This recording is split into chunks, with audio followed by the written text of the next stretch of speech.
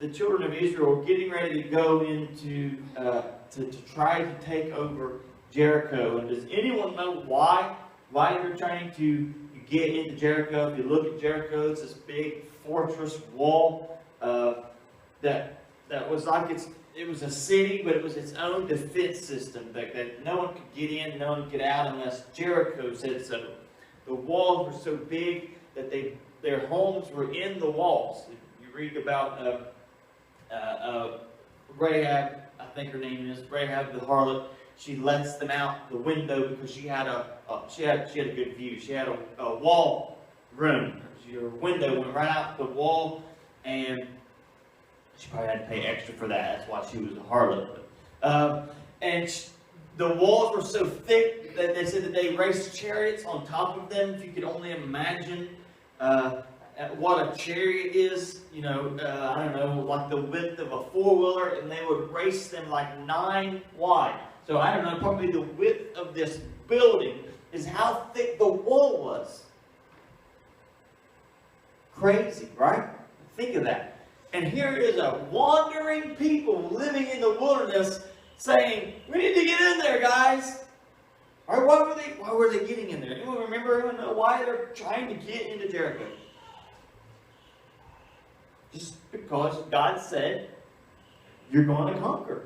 Right? You're going wherever. As a matter of fact, let me read it to you. You don't have to turn there, but if you're quick enough, you can turn back to Joshua chapter 1, starting out in the first or second verse.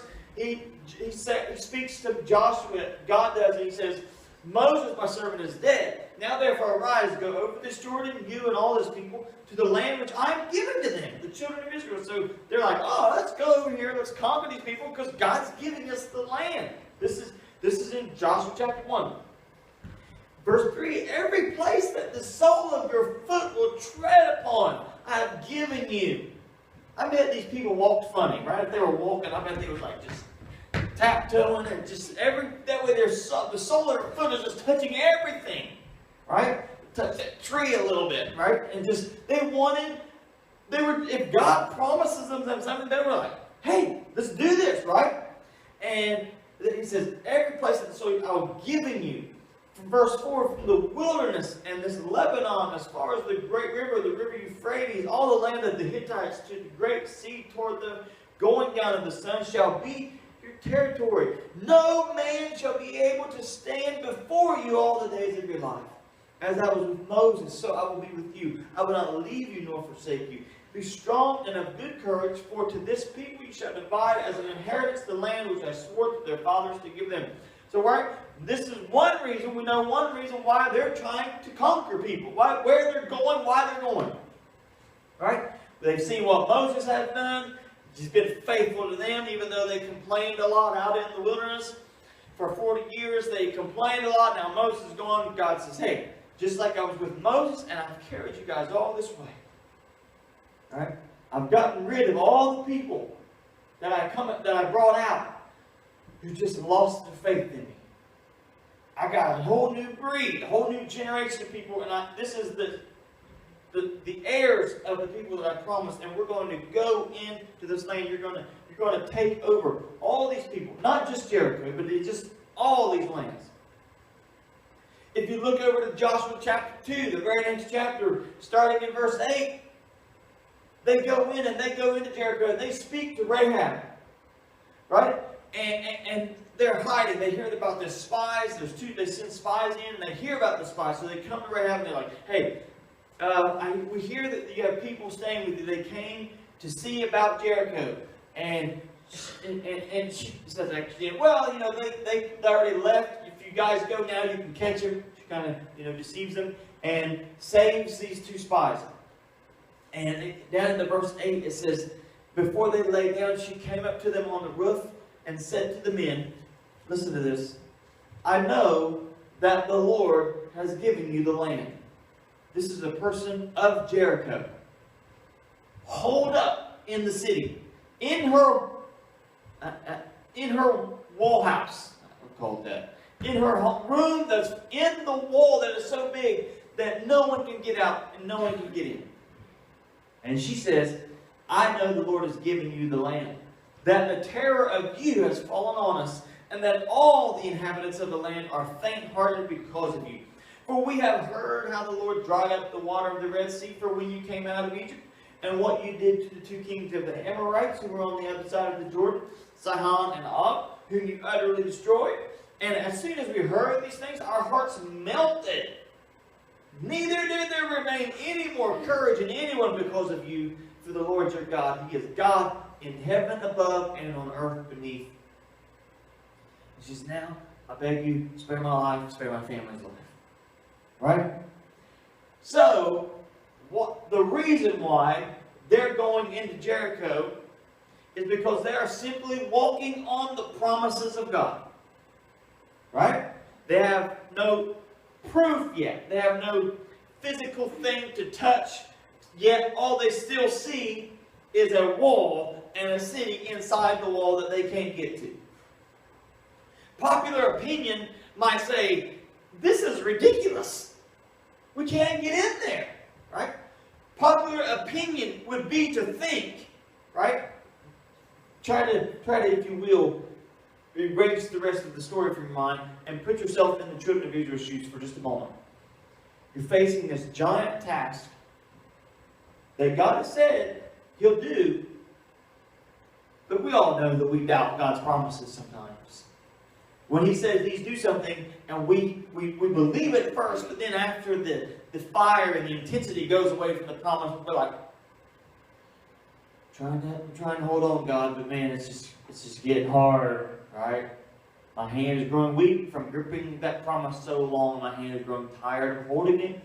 The wall looks unfazable.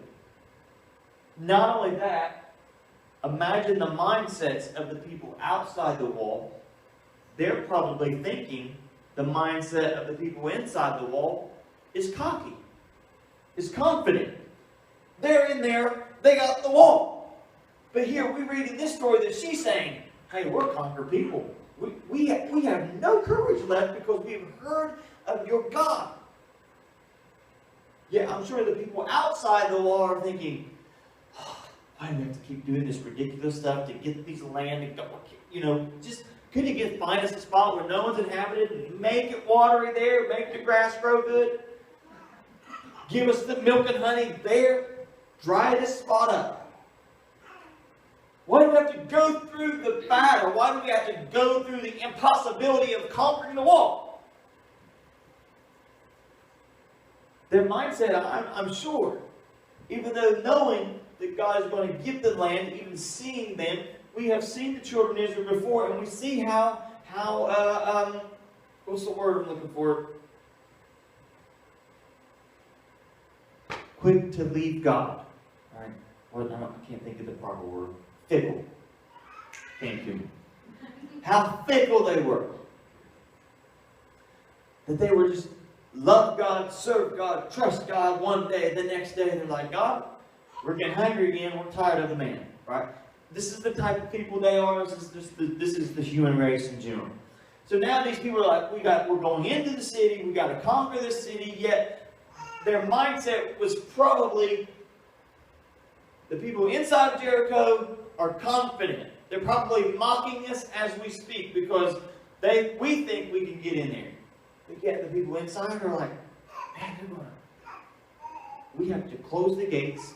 The Bible says they won't let anyone in or out. They would not let anyone of their city out, fearful that they would be conquered. Right? They thought they could just shut it all down and God would not smite them.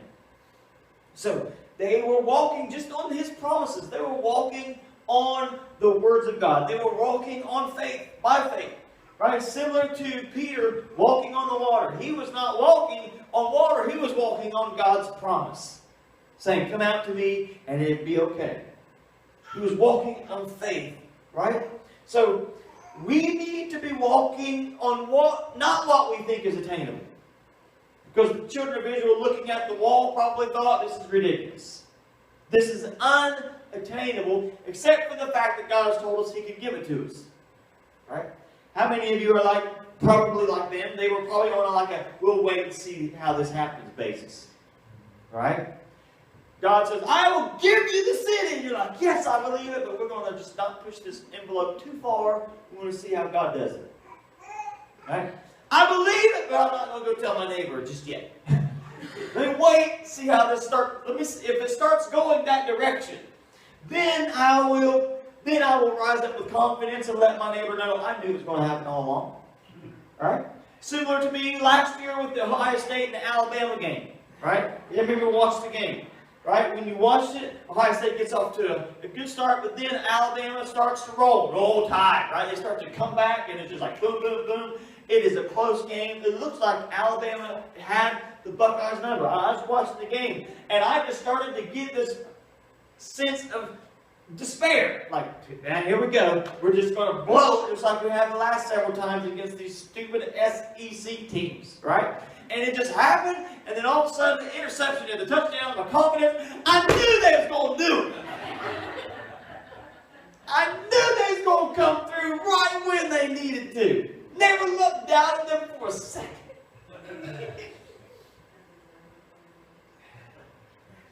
But faith is the best bridge around. When you've got to get over those waters that you're doubting you can walk.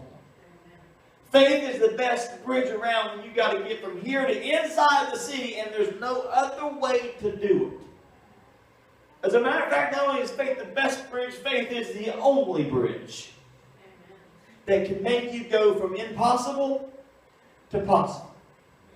From unattainable to, my God has this, attainable.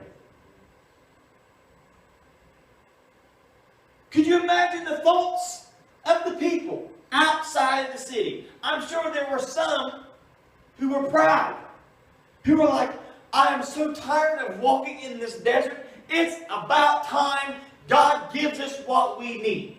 He has said we was going to get it. We've sacrificed our whole lives for Him, standing upon His word. It's about time God comes through with the promise.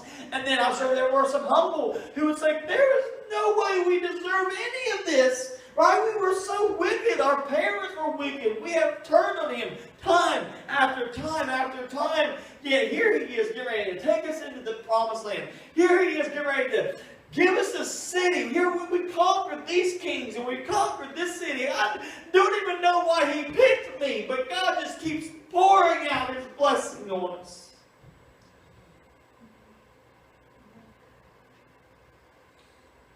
We've forsaken Him too many times, yet here He is blessing us. I don't know about you, but I feel sometimes that when and I'm not saying it doesn't have some type of an effect, but I feel like sometimes when my faith is not faithful, when I'm more faithless than faithful, that I feel like I have somehow forsaken God and that His promise is no longer good to me. Right? But that's the beauty of God. I'm telling you this sometimes. Sunday morning rolls around and I'm thinking there is no reason in the world I should be up there talking to anybody. It's like I have had the worst week spiritually possible. And now, God, you want me to get up and preach. Is it supposed to snow in the morning? Can we cancel service? Snow in July? No, probably not. Somehow we think because of our faithlessness that God becomes faithless too. But God is faithful. As a matter of fact, the Bible says when we are faithless, He's faithful because He cannot do anything opposite of His nature. All He is faithful. I got to get rolling. I'll never get to my main point. But here was, now let's turn to Joshua chapter 6.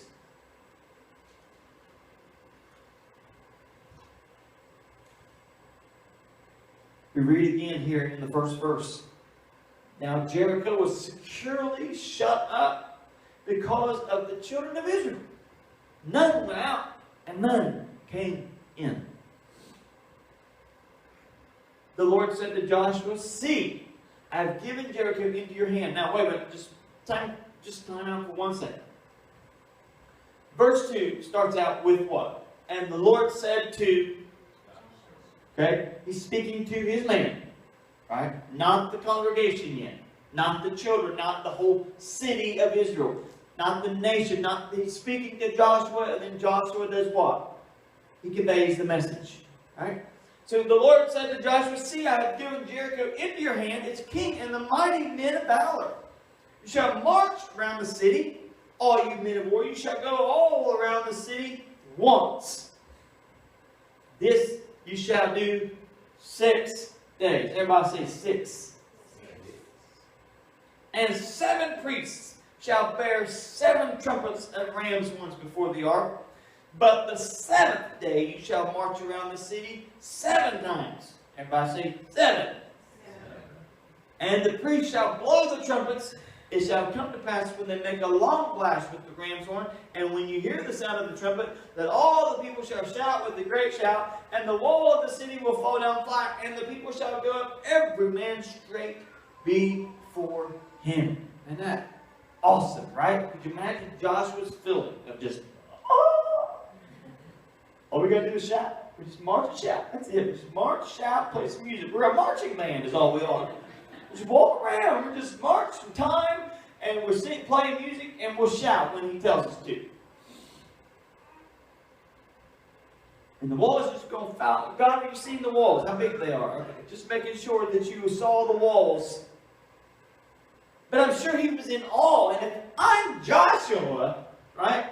If I'm Joshua, and I want to boost the confidence of my people, what am I going to do? Any hints? I'm going to go out and I'm going to tell them what God has said to me. Right? Verse 6.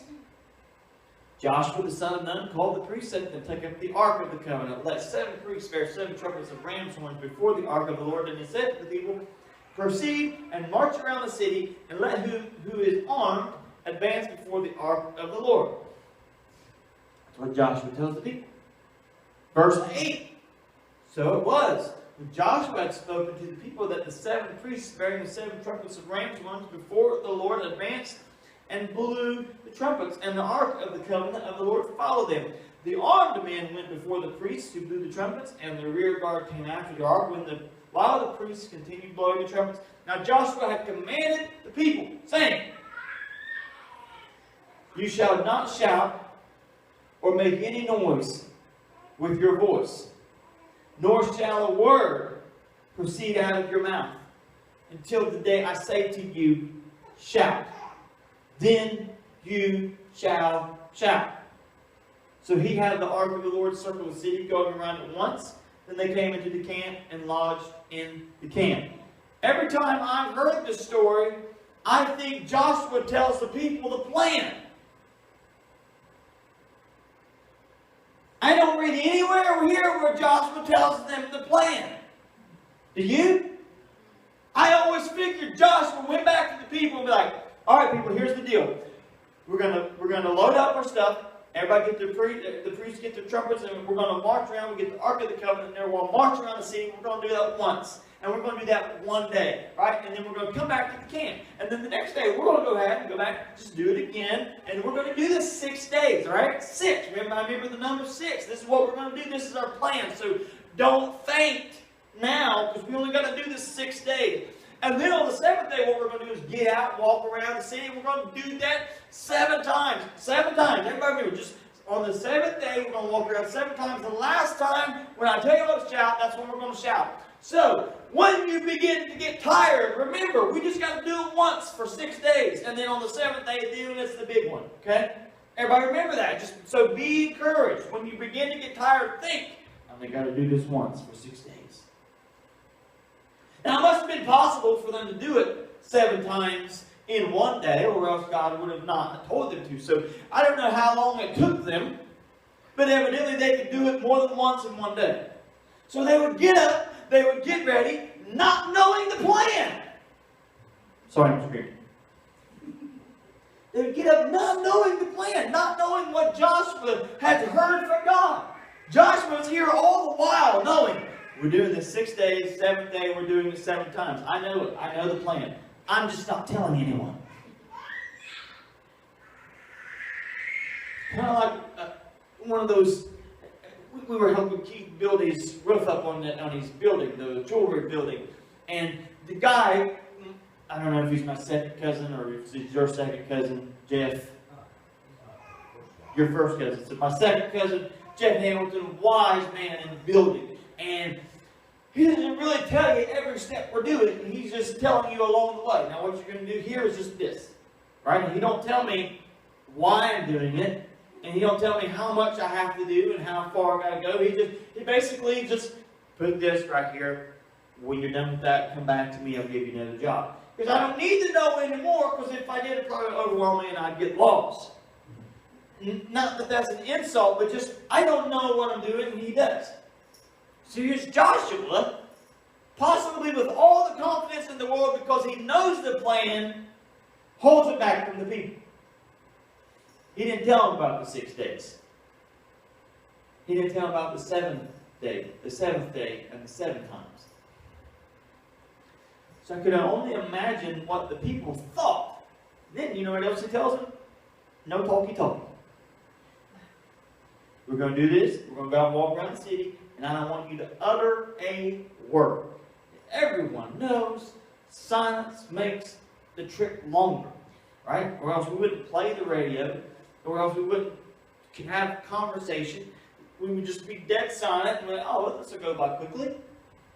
Not allowed to utter a word. I wonder how their minds were racing. Right? We're going to get out. Right, here we go. We're walking. I don't know how long we're walking. He just told us we're going to go out and walk. And we're walking around the city. And we've passed halfway now. And we're still walking. And we haven't played music yet. We're not shouting yet. He told us, let us know when to shout. Just wait on the shout. And then we get done and we go back to the camp. I'm confused. Are we supposed to go in the city? Or was we just checking it out? Probably just checking it out. And then the second day, the same thing. I only imagine by the third day, because the middle is usually the hardest, right? The third day, fourth day, fifth day, these people are like, what are we doing? And they couldn't converse while they marched. So maybe when they got back to the tent, they'd be like, tomorrow's the day. We're going to go. We're going to get up in the morning. We're going to go there, and the building's going to be collapsed. And I'm sure as they walk, still there. Oh, can't talk. Sorry. Still there, just thinking that. And here we walk around again. Fourth day, fifth. I guarantee they begin to think, how long must this charade go on? Right? It's kind of like life sometimes. God gives you promises. God tells you everything will be not perfect and great, but you'll make it. I will keep you. I will strengthen you. I will be your peace. And then there are days when you don't feel peace, and you don't feel like you're going to make it, and you're just wondering, how long must this charade go on before the end? Right? Apparently I'm the only one that ever struggles that way. But just how much longer do we have to keep this up? God never told me when it would be over.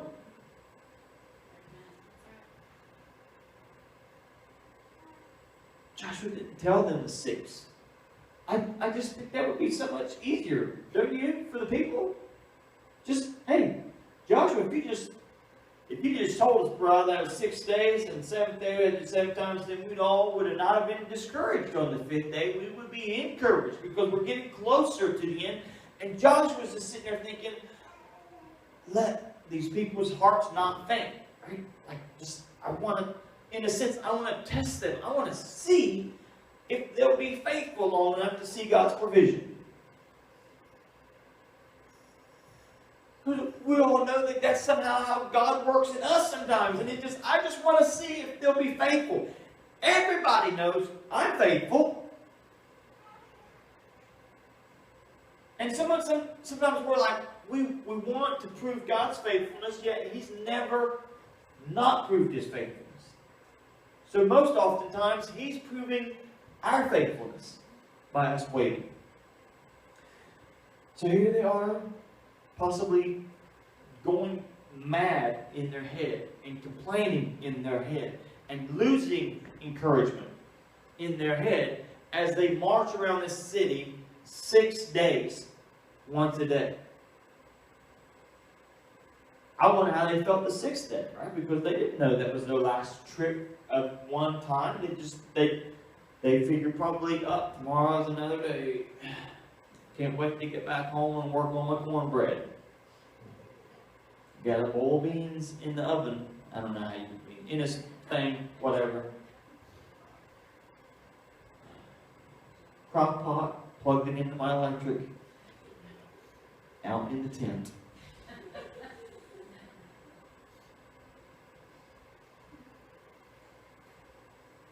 Verse 12. Joshua rose early in the morning, and the priests took up the ark of the Lord. Then 7 priests, bearing 7 trumpets of ram's horns, before the ark of the Lord, went on continually and blew with the trumpets, and the armed men went before them. But the rear guard came after the ark of the Lord, while the priests continued blowing the trumpets. And the 2nd day they marched around the city once and returned to the camp. So they did 6 days. Here we go. Think about it again. The people of Jericho, they're holed up in a giant defense. Yet they're the ones who are afraid of the marching band coming around the city. I wonder how they begin to feel after 6 days as well. I wonder if their confidence began to grow, if they began to doubt that God was going to come in on their behalf. Secondly, the children of Israel were on the outside looking in, but it was an impossible situation. Yet, they just kept marching. Sometimes you just have to keep going. You just have to keep marching when it makes no sense. Maybe when you don't have the strength. Maybe when you got up that morning not feeling up to par, you didn't want to march around the city. Maybe your foot had a callus on from the day before marching around the city, and you have to get up. And you still have to lace up your Nike leather sandals. Because Nike means victory. So those are victorious sandals. So they have to lace up their sandals and they still have to walk around the city. Because some days you just got to march. Every day is a victory day, but every day is not the triumphant day. And some days you just got to get up and you got to march. You may be tired. You may feel like you're just spinning your wheels. God, I've done this same thing for 6 days. No result. I've done the same thing for years, God, and I'm not getting anywhere. The popular world, and there is some truth to this, but the popular worldly motto is you do the same thing for a long time and not getting different results. That's called insanity. Just keep doing the same thing with expecting different results. In God's eyes, sometimes that's just called faithfulness and perseverance. Well, God, you're not coming through, so let me just try something differently. No! Just keep marching. Just keep saying, I'm tired, God, and I'm just waiting for the day when that building is down. Someday you may have just had enough and you're ready to just wrap it up. You're just ready to say, cut my losses. God, I've walked around this city 6 days and it's helped me get in shape. So let me just cut it at that. And I'm tired of looking like a fool to these people inside the city. They're mocking us now because of our ridiculous plan.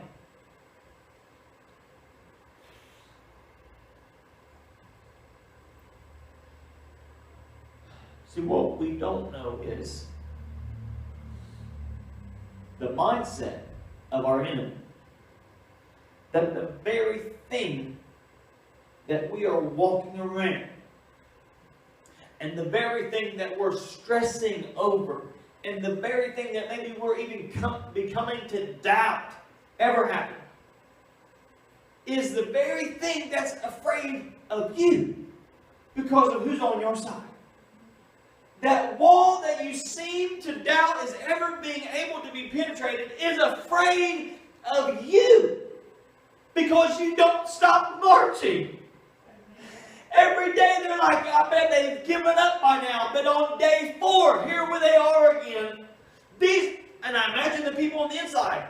Maybe they're not becoming mocking. Maybe they're becoming more fearful. Maybe they're thinking, what is wrong with these people? They are relentless. They keep coming here every morning without result, yet they march around the city. Why are they so driven? Why are they persevering this ridiculousness? And the very thing that we're doubting is the very thing that's just about to fall at your feet in the name of Jesus. If you'll just keep marching.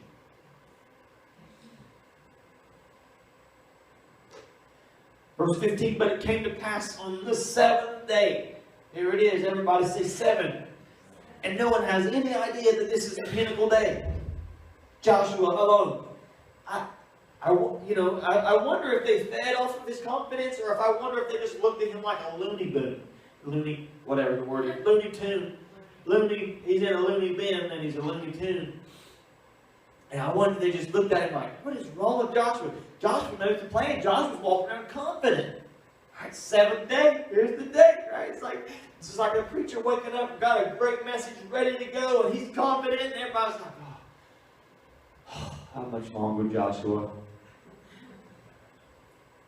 Joshua doesn't let in and say, oh, if this is the day. Joshua doesn't say that. Joshua's like, come on, we just got to keep going.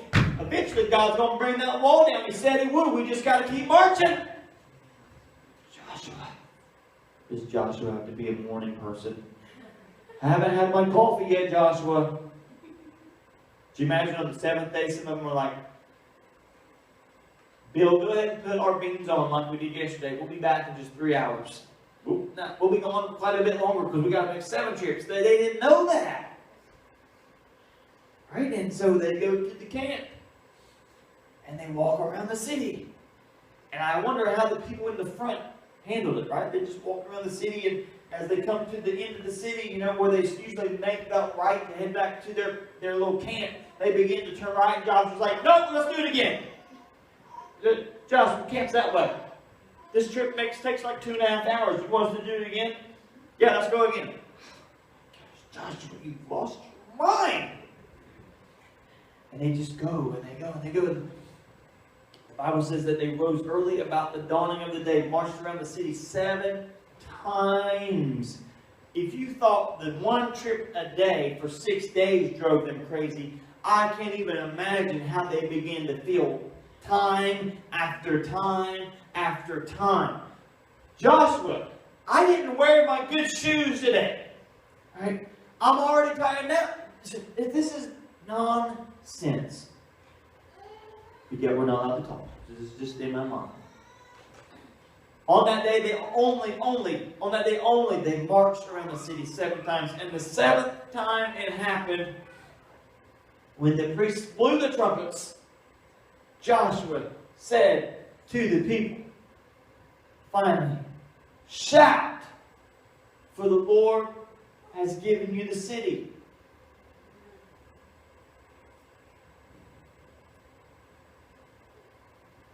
Now, I know we like to picture the super spiritual people in the Bible. And we like to picture Joshua saying, shout, for God has given us the city while the walls are still up. And the super spiritual people of the children of Israel, they reared back and shouted with the yeah! But just imagine, maybe they were like us. When I tell you, maybe you haven't got your thing yet, but just go ahead and praise Him anyway like you have. And we're like, yes, praise you, Jesus. But if we really had got it, then we would praise a whole lot more than that. So I wonder if they had to, yes, 7 times, tired. We didn't bring enough water for this.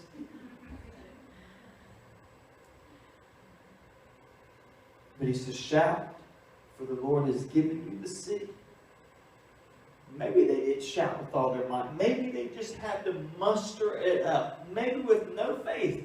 Maybe they were just like, maybe if we shout loud enough, we get to go home.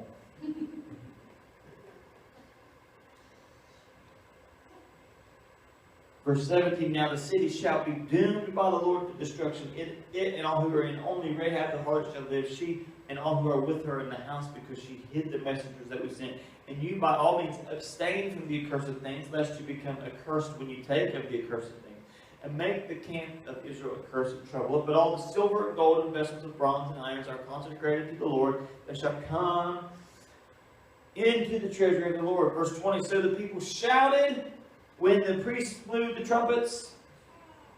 And it happened when the people heard the sound of the trumpet, and the people shouted with a great shout, that the wall fell down flat. Then the people went up into the city, every man straight before him, and they took the city.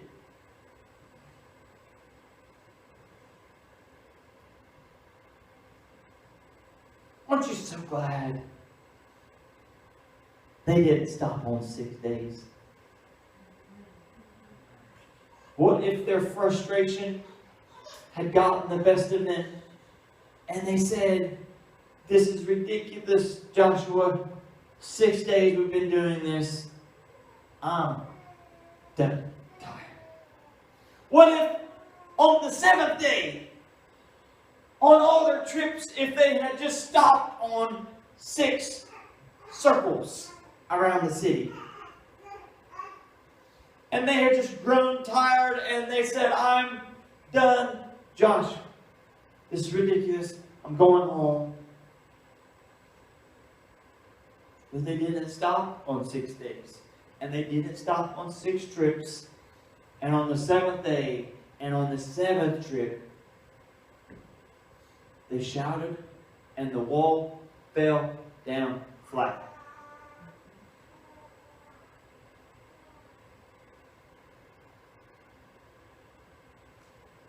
There are so many times, I'll tell you a story in just a minute about my wife, since she's not up here. There are so many times that we have no idea how close we are to getting the promise, to getting the blessing that God has in store for us when we stop on 6. And we've remember King Asa? Last week, 35 years he served God. 36th year, he gave up on him, and within 5 years, he was dead.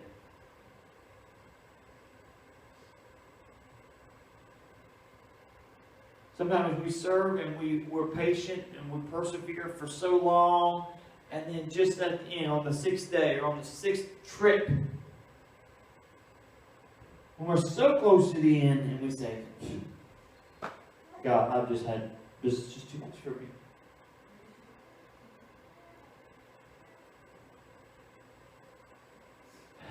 Have you ever heard the song Michael Jackson? Don't stop till you get enough. Oh, yeah. Have you heard that? Was that good news? Probably not. Listen, I say that a lot to Carrie, just for whatever reason. Anytime any words come up that sounds like a song, I sing it. So anytime it seems like something enough, I'll say, well, don't stop till you get enough. And she hates it, but it's her life. And don't just stop. Don't stop till you get enough.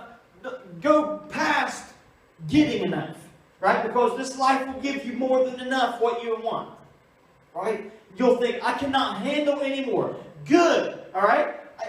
I hate myself for saying this later, but when life takes you past what you can handle, good, that means God has to step in and handle something for you. We want what we can handle, because we don't want to involve God if we don't have to. How many of you are, I'm stupid, so I wait until it's absolutely necessary to really put my burden on Christ. Right? I try to hold as much as I can handle. And then I say, God, this is too much for me to handle. And while I'm sad and sorrowful, God's like, good, finally. I broke you, you stubborn mule. Now let me have something. But it's not just when we break. It's when we're willing to turn to Him when we break. Because this world will break you, and you can still not turn to Him. You can just say, all right, that's what I can handle. I give up. You stopped short on 6. I was more than I can handle, God. But it's when we have more than we can handle, and then we turn to Him. And we say, God, I need you to step in. I just can't handle it anymore. I don't feel you. I don't feel like this is doing any good. I feel like something's broken.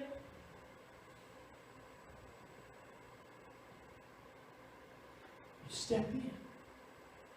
Right? I picture if my kids were to do that to me, I wouldn't leave them with no help, with no assistance. It doesn't matter if I'm mad at my kids when they come to me needing help. I will help them. I will step in and say, oh, you need help? I really don't know how to handle this, which never happens to God. I don't know how to handle this Common Core math problem, but you can't handle it, I will help you handle it.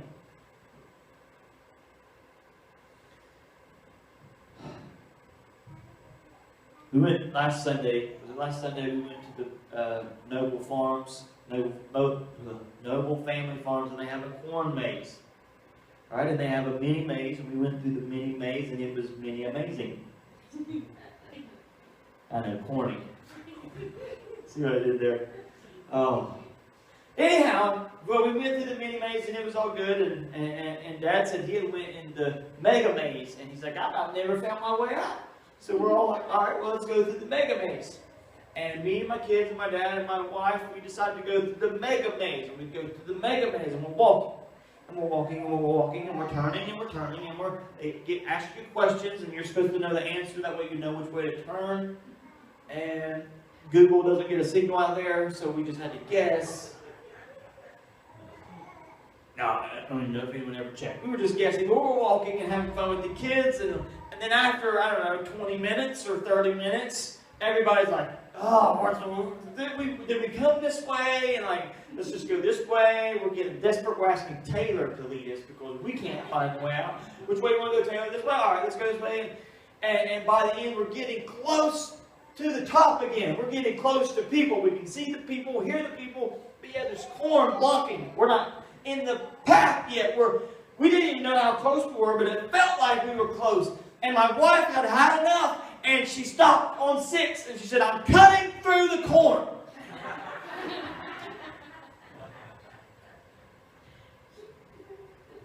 And she did. It was like, what, a 6-foot section, maybe, I don't know, 10-foot section of corn, just real easy. Just you could see it right there. And as she's walking out one side, we went around the corner, and there was the end. And here we are walking out as she's walking out. And I just so happened to be preaching a series on going all the way and not stopping short. And she just gave me the perfect illustration. And I said, thank you, Jesus, for giving me an impatient wife for today. How many of you have ever ran a race longer than like your alley, right? Just where you were not racing against a neighborhood kid, but you had to run a legitimate race? Anybody? How long? Like half a mile, which is what, 800 meters, or there's 1,600 meters, which is a mile. How many's ever ran a mile race? A couple of you. If you've ever ran any lengthy race, you experience something that some people don't experience, not having done the race, is that, and possibly you know what this is, maybe you don't, but you experience something that when you begin to get close to the end of the race, even though you're tired, your adrenaline from within kicks in, and you're like, there's the finish. So even though I'm more tired now than when I started, I'm running faster now than when I started. Anyone know what that's called? It's called a kick.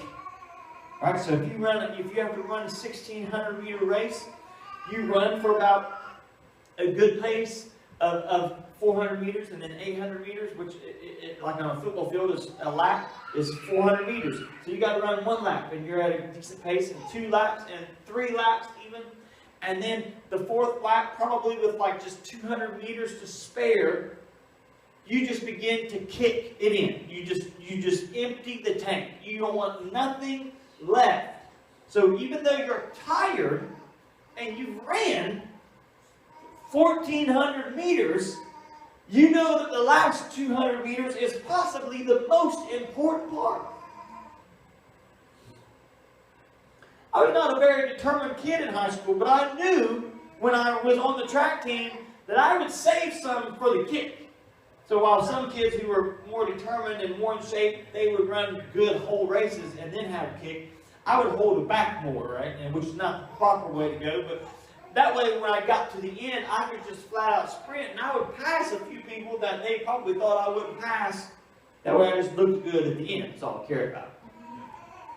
So I had plenty of lungs. I was pretty fresh, and I knew that if I had the kick, that it would make up for some of my laziness through the rest of the several hundred meters.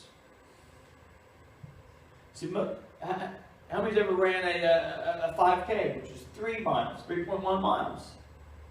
What's crazy is the kick part of that is like the 0.1, right? You're running 3 miles at an agonizing, tortuous pace. And then 0.1, you just got to kick it all in. Most people think that after 3 miles, you just want to stroll over the finish line. That you're just, I made it. And just claps. Just walk across the finish line. Just, I made it. Which is a definite success for some. But you're supposed to get anxious and excited seeing the finish line and know that it's approaching and that you just can't wait for it to be over. So just suck it up, go faster and harder, and it will be over quicker. Right? It seems opposite, but it's an amazing experience. Sometimes tortuous, but amazing. That is an adrenaline that kicks in when you're tired and you don't feel like it. But what is only adrenaline, but it's a power that's within that only shows up when you really need it to. It'll help you get the job done when you really feel like quitting the race. It's a great similarity. It's a great example of how God and the Holy Spirit works. You may feel like quitting, but just keep marching.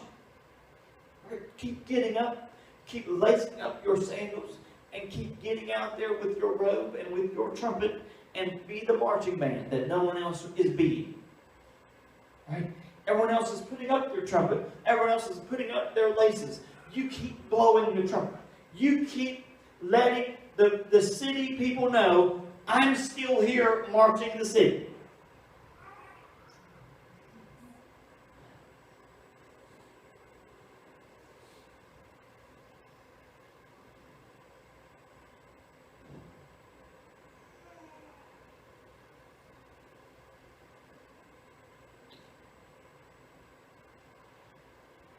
Our faithfulness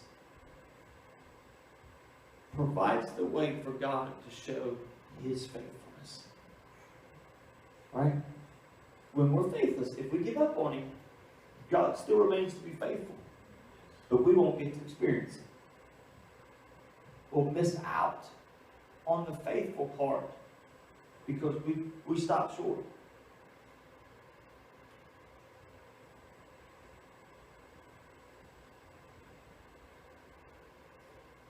I'm going to ask you to go bow your head, close your eyes.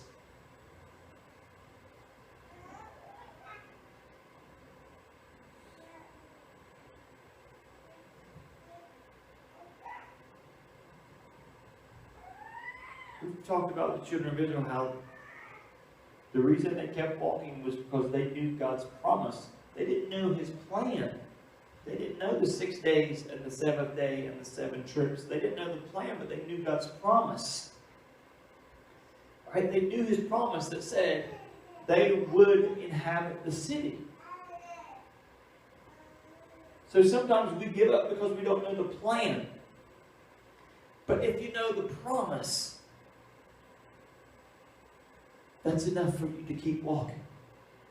Therefore, quitting has no excuse because you've already been made aware of the promise, even though you don't know the plan. So therefore, trusting Him. Trusting His promise, standing on His promises. is what will get you through.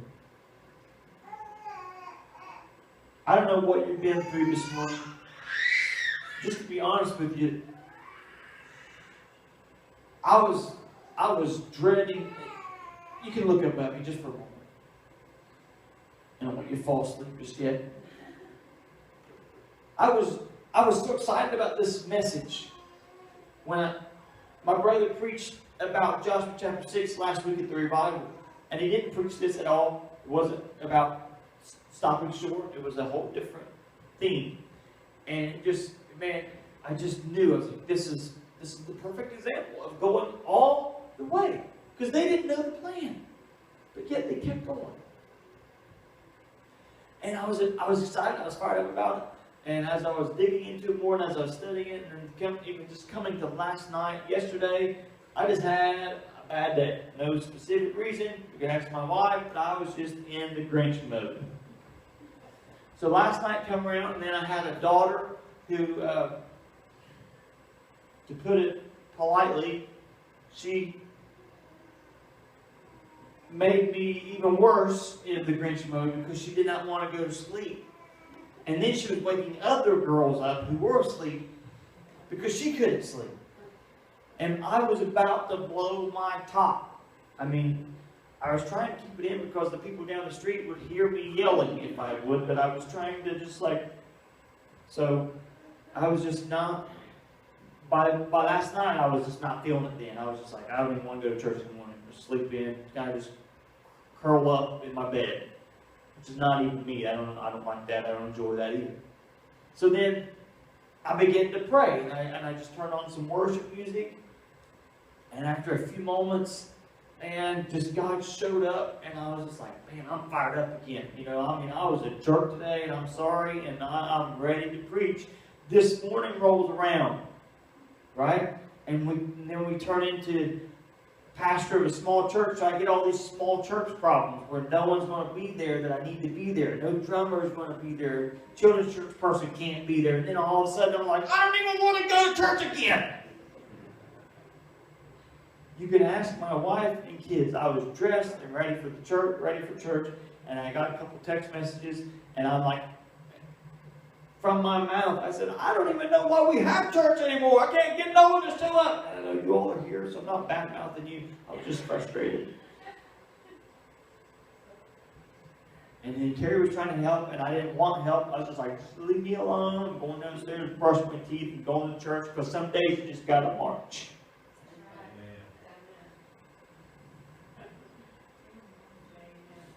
It's easy to preach it. Sometimes it's hard to live it, right?